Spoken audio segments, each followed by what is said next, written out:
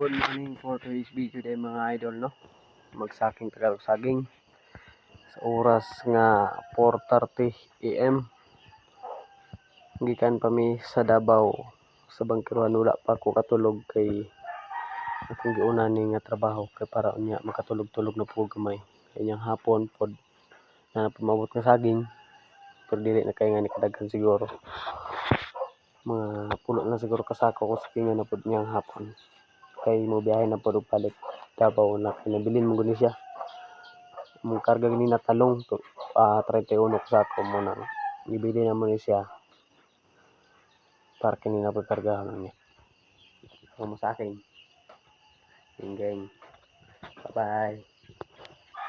Shout out na ako si Burikat Vlog. Kanang vlogger diri sa Panipasa, no. Shout out sa inyong tanan. Mayong buntag. Bye.